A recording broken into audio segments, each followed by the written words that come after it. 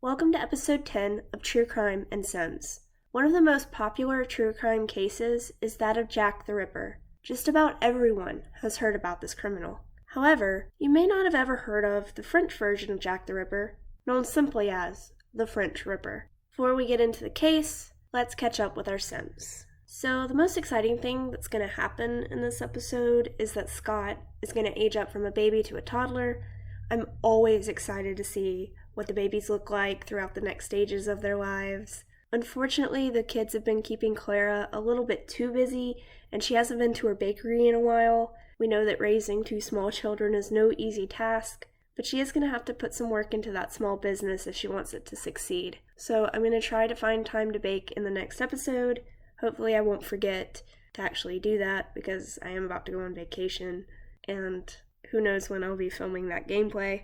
And it's not like Kyle can really pitch in to help because Kyle's career in the medical field has him in and out at odd hours. He barely has time to do his research. Luckily, Clara is still getting a paycheck for her maternity leave, but that won't last forever, and it is my plan for her to quit her restaurant job and work on the bakery full-time. In the first episode, we established that her dream was to have a bakery, and I want her to succeed in that. Now that we're all caught up, let's get into the case. The story begins in 1869 in southeastern France. A poor farming family welcomed their 15th child. They named their child Joseph, and he was brought up in a strict Catholic environment. Joseph longed to escape the poverty that plagued his early childhood. At the age of 23, he decided to join the army. Joseph felt overlooked in the army. His fellow soldiers often found his behavior bizarre and would often complain to the higher-ups about him. In 1893, a year after joining the army, it said that his behavior resulted in him being placed on leave. It was then that Joseph met Louise Baron. The two began their relationship by talking about the weather. Reportedly, it was raining when they met. Later that same day, Joseph would propose marriage and then threaten to kill her if she betrayed him. Louise thought he was strange, and she began to avoid him. Joseph became increasingly desperate to spend more time with her. Eventually, Louise would agree to go out with him one more time. Perhaps she was worn down by constantly trying to avoid him. Perhaps she was just trying to be nice. Anyway, the two went dancing. When Louise began talking with another man, Joseph reacted violently. His reaction scared both Louise and the man, and they ran away. Louise's mother insisted she break off contact with Joseph. So Louise sent him a Dear John letter, insisting that she couldn't be with him, and stating that she couldn't go against her mother's wishes. She then moved to another town, hoping that she would never see Joseph again. Feeling underappreciated in the army, and with Louise having been gone from his life, Joseph Thatcher would attempt to do something I can't say on YouTube. It starts with an S. As a euphemism, let's just say he wanted to take a really, really long nap, if you catch my meaning. The army was rather unsupportive of Joseph's desire to nap. One account says that he was put on medical leave. Another says he was outright dismissed from service. Regardless, he now had more free time on his hands. He decided to use this free time to find Louise. Upon tracking Louise down, it said that he once again proposed marriage to her. One account says that Louise outright mocked his proposal. Another account says that she was afraid of him. Regardless, Louise made it abundantly clear that she wasn't interested in Joseph. He must have seen that as betrayal, and he pulled out his revolver. The rejection sent Joseph into a violent rage. He shot Louise 4 times, before once again trying to take a really, really long nap himself. Louise survived, but was reportedly disfigured from her encounter with Joseph. I tried to find out what happened to Louise after her encounter with Joseph, but it seems she drops from the historical record. Unfortunately for Louise, Joseph would also survive the attempt. However, he was also disfigured. He reportedly lost the ability to control part of his face. It's said that he was stuck with a permanent grimace. It's also believed that the bullet left Joseph with mental damage. Joseph Vassar would initially be locked away in a special hospital. However, he was only there for a single year before it was determined that he had been cured.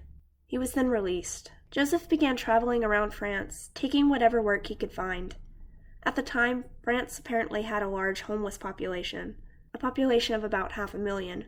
Joseph was just one of many, scrounging for work to try and keep from starving to death. He would migrate from city to city, probably wearing disheveled clothes and smelling a little off. Joseph would become different from his fellow homeless in one respect.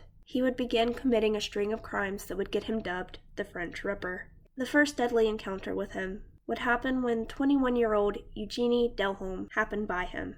She worked as a mill worker before crossing paths with Joseph. After being strangled and stabbed, the attack against Eugenie would continue until she succumbed to her wounds. It's believed that this attack happened at the spur of the moment, that it was just a crime of convenience, that she happened to be in the wrong place at the wrong time.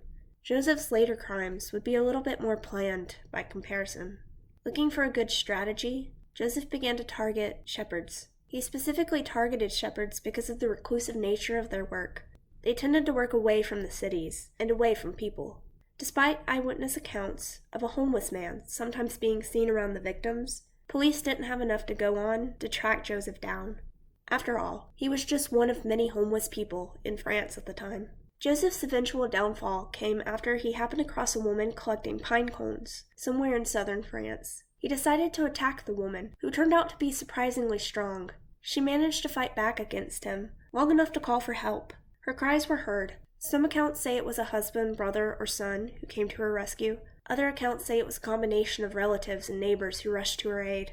Regardless, Joseph was quickly overpowered. He was brought to a local inn where he was detained until the police could be brought to properly arrest him. He ultimately confessed to killing 11 people. Despite his own claims of madness and his earlier stint in an institution, it was determined that he was healthy enough to stand trial. Even though he confessed to multiple crimes, he was only ever charged in the death of Victor Portillier. Victor was just one of the many young shepherds that found their lives snuffed out by Joseph. The trial would see Joseph yelling out strange statements in the middle of court. He would scream out praises to God and compare himself to Joan of Arc. Some believe these were the ravings of a madman. Others believe that Joseph was simply trying to make himself look insane. Joseph was found guilty and sentenced to death. 2 months later, at dawn, on December 31st, 1898, Joseph was dragged by force to the guillotine. He reportedly refused to walk to his death of his own free will. It's said that he was kicking and screaming the whole way. He is often compared to Jack the Ripper. His nickname, the French Ripper, was inspired by the then recently committed murders in England. It's said that in France, he works over the true crime community in a similar way to Jack the Ripper. Though possible, it's unlikely that Joseph actually was Jack the Ripper. He was only 19 when the Whitechapel murders began. At that age, he had yet to join the army or meet Louise. Joseph's first recorded crimes wouldn't have even happened yet. If Joseph had been Jack the Ripper, he likely wouldn't have used a gun against Louise. She also likely wouldn't have survived the attack. It's also worth noting that nobody knows exactly how many people Joseph actually killed. Despite having confessed to 11 victims, police believe there were likely others. It's said that he might have killed around 30 people. At the time, it was believed that any shepherd who disappeared on the job may have fallen victim to Joseph. To me, the saddest part about this case is Louise. She desperately tried to get away from him.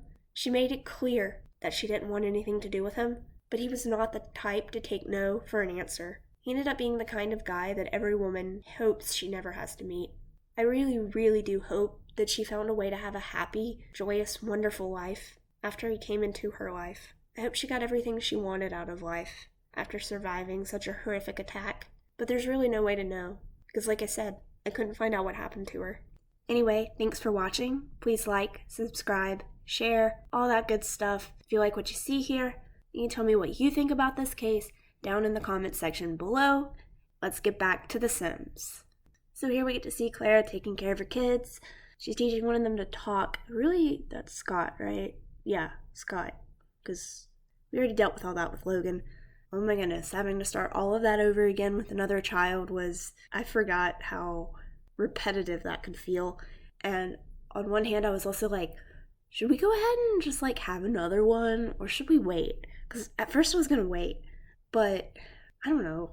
It'd be kind of fun. What if it's a girl this time, you know? They have 2 boys, they need a girl. Scott and Logan are just so cute, aren't they? You know, I'm one of those people who prefer Sims 3 to Sims 4, like everyone. I read a comment the other day that somebody was going to upgrade from Sims 4 to Sims 3, and I was like, yeah. But there are a few things in Sims 4 that I just feel like are better. And one of the things I really like that they did is, first of all, the toddlers can climb up and down the stairs, which just seems like something toddlers should be able to do. But also they can grab the plates and like eat the food. And that is so easy. Like, one of the little hacks I have is I would leave out food. If you can hear my neighbor mowing in the background, I am so sorry. It takes them hours to mow their yard. They have a pretty big yard, but still, it's like last week they spent 2 hours mowing the yard. And it was, when I was recording one of these too, so if you saw that episode, you'll be familiar with my neighbor and his obsessive lawn mowing. But like I was saying, one of the little hacks I use is you leave out a little bit of food and you can give that to your toddlers. You don't have to necessarily wake up in the middle of the night to feed them, which is so much easier. Anyway, I wish you could do that on The Sims 3 as well. Anyway, don't forget to pay your bills and mop your carpets, just like Clara. Thanks again for watching. I'll see you next time. Please come back when I get back from vacation. We'll have some more videos coming up.